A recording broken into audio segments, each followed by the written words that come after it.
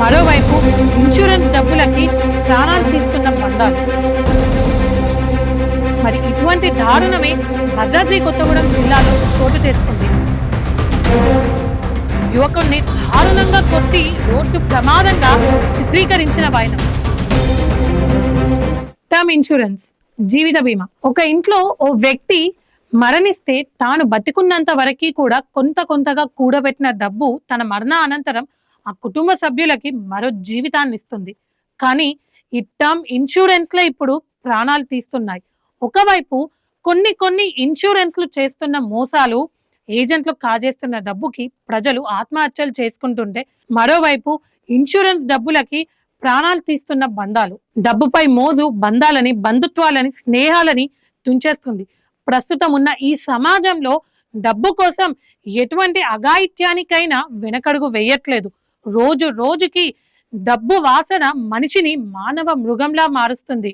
మరి ఇటువంటి దారుణమే భద్రాద్రి కొత్తగూడెం జిల్లాలో చోటు చేసుకుంది. యువకుడిని దారుణంగా కొట్టి రోడ్డు ప్రమాదంగా చిత్రీకరించిన వైనం. భద్రాద్రి కొత్తగూడెం జిల్లా బూర్గంపాడు మండలంలో ఇరువురి స్నేహితుల మధ్య జరిగిన ఘటన.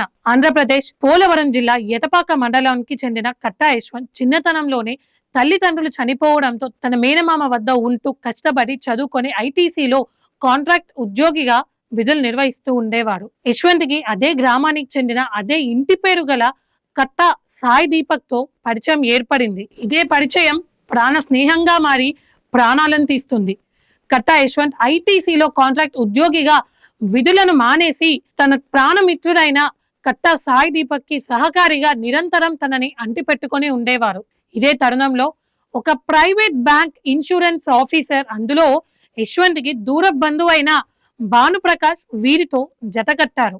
కొంతకాలానికి కట్టా సాయి దీపక్, భానుప్రకాష్ స్నేహితుని మేలు కోరారో చావు కోరారో తెలియదు, కానీ ₹1,00,00,000 బీమా చేయించారు. మరి ఈ బీమాలో సాయి దీపక్ ది, యశ్వంత్ ది ఒకే ఇంటి పేరు కావడంతో సాయి దీపక్ ని తన సోదరుడిగా నామినీ కింద నమోదు చేశారు. బీమా చేయించిన 6 నెలల తర్వాత సాయి దీపక్ కి, భానుప్రకాష్ కి డబ్బు మీద మోజుతో ఏ దుర్బుద్ధి పుట్టిందో ఏమో కానీ ప్రాణ స్నేహితుడైన యశ్వంత్ ని హతమార్చాలనుకున్నారు. సమయం కోసం వేచి చూశారు.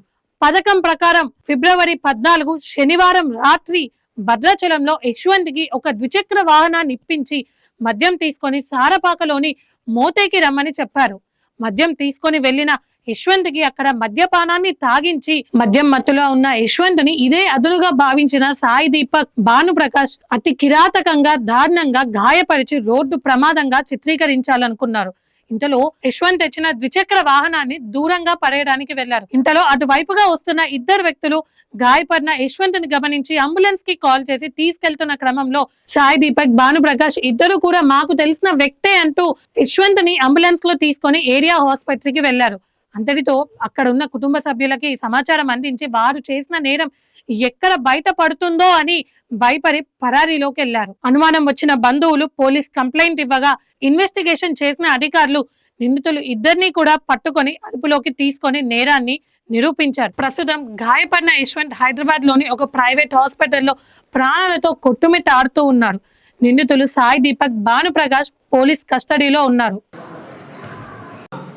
మనకు గన్నవరం గ్రామము ఎటపాక మండలానికి చెందిన మురిశెట్టి రమ అనే మహిళ వచ్చి పోలీస్ స్టేషన్లో ఫిర్యాదు చేయడం జరిగింది. వాళ్ళ మేనల్లుడు కట్టా యశ్వంత్ అని 14వ తారీఖు మోతే దగ్గర యాక్సిడెంట్ అయ్యి చావు బతుకుల మధ్యలో ఉన్నాడు. కానీ అది యాక్సిడెంట్ కాదు. కొందరు వ్యక్తులు కట్టా సాయి దీపక్ మరియు భానుప్రకాష్ అనే వ్యక్తులు ఇద్దరు ఇన్సూరెన్స్ డబ్బుల కోసం అతన్ని కొట్టినట్టు మాకు అనుమానం ఉన్నదని కంప్లైంట్ ఇవ్వడం జరిగింది. దానిపైన అటెంప్ట్ మర్డర్ కింద కేసు నమోదు చేసి దర్యాప్తు ప్రారంభించాము. ఆ క్రమంలో భాగంగా ఈరోజు వాళ్ళిద్దరిని అరెస్ట్ చేసి రిమాండ్కు తరలించాము. అయితే వాళ్ళిద్దరు కూడా వాళ్ళ పథకం ప్రకారమే ముందే అనుకున్నట్టు నవంబర్ నెలలో ఈ కట్టా యశ్వంత్ పేరు మీద 2 కోట్లకు పైగా ఇన్సూరెన్స్ పాలసీ తీసుకొని దానికి నామినీగా సాయి దీపక్ను పెట్టుకొని ఈ 14వ తారీఖు ప్లాన్ ప్రకారము మోతే దగ్గరికి అతన్ని తీసుకొని వెళ్ళి మద్యం తాగిపించి మళ్ళీ అతన్ని స్కూటీ పైన వెళ్ళేటప్పుడు వెనుక నుంచి దాడి చేసి రాడ్డుతో తల మీద కొట్టి హత్య చేసే ప్రయత్నం చేశారు. డబ్బు వ్యామోహంతో బంధాలకి, బంధుత్వాలకి, స్నేహాలకి విలువ లేకుండా పోతుంది ఈ రోజుల్లోనే.